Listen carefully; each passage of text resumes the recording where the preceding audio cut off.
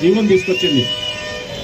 ఆ జీవోకి సంబంధించి ఆ జీవోలో ఏముందంటే స్పోర్ట్స్ కోటాకు సంబంధించి అంటే ఎవరైతే ఈ ఆటపాటల్లో పాల్గొన్నారో ఈ క్రీడా పోటీల్లో పాల్గొన్నారో రాష్ట్రం తరఫున దానికి సంబంధించి ఒక రాష్ట్రం తరఫున ప్రాతినిధ్యం వహించడము, ఆంధ్రప్రదేశ్ రాష్ట్రం తరఫున ఒక జిల్లా తరఫున ప్రాతినిధ్యం వహించిన వాళ్లకు కొంత కోటా ఉంటుంది.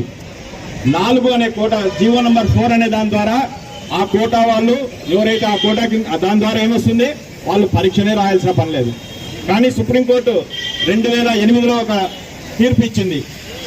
2008 కంటే ముందు ఉన్న వాళ్ళు డిఎస్సి పాస్ అయిన వాళ్ళు కూడా వాళ్ళకు ఒక టైం పెట్టి మీరు టెట్ ఖచ్చితంగా రాయాల్సిందే, ఆ టెట్ పాస్ అయితేనే మీరు మళ్ళీ ఉద్యోగులుగా టీచర్లుగా కంటిన్యూ అవుతారని చెప్పి ఒక తీర్పునిచ్చింది. ఆ తీర్పును కూడా ఉల్లంఘించి ఆ తీర్పును కూడా పక్కన పెట్టి కేవలం తెలుగుదేశం పార్టీ వాళ్లను ఆ ఉద్యోగాల స్థానాల్లో దింపాలని అంటే టీచర్ల స్థానాల్లో దింపడానికి స్పోర్ట్స్ కోటా అంతకుముందు 2% ఉండింది. జీవో నంబర్ 47 ద్వారా దాన్ని 3% చేశారు.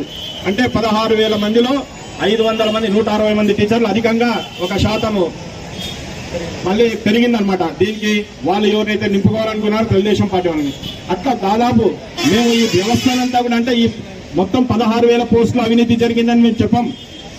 కానీ ఏదైతే స్పోర్ట్స్ కోటా ఉందో ఏదైతే మీరు జీవో నంబర్ 4 ఇచ్చారో ఆ జీవో నంబర్ 4 ద్వారా ఎన్నికైనటువంటివన్నీ కూడా అవకతవకలు అని చెప్పేది మేము చెప్తున్నాం.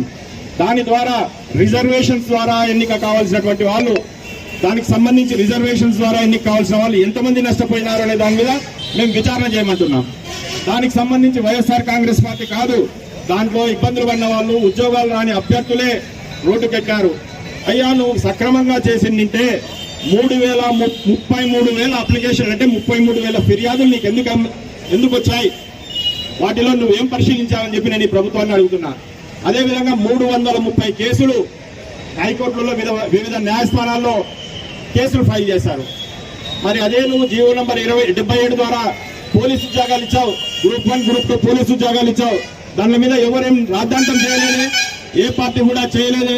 ఎందుకంటే దానికి సరైన పద్ధతిలో ఆ పోలీసు ఉద్యోగాలు ఏవైతే ఉన్నాయో గ్రూప్ 1 గ్రూప్ 2 ద్వారా ఒక ఖచ్చితమైన పద్ధతితో చేసావు, దాని మీద ఎవరు మాట్లాడలేదు. ఈ రోజు ఎందుకు డిఎస్సి మీద మాట్లాడుతున్నారు అంటే ఖచ్చితంగా అవినీతి జరిగింది. సరే మీరు సచ్చీలురు, మీరు తప్పులు చేయలేదు, మీరు ఏం చేయలేదు అనుకుంటే ఏముంది ఒక మెజిస్ట్రేరియల్ విచారణ ఇవ్వండి, లేదంటే మీరు నిరూపించుకోవడానికి సిబిఐ ఎంక్వైరీ అడగండి, తప్పేముంది. దానికి అది చేయండి అంటే అది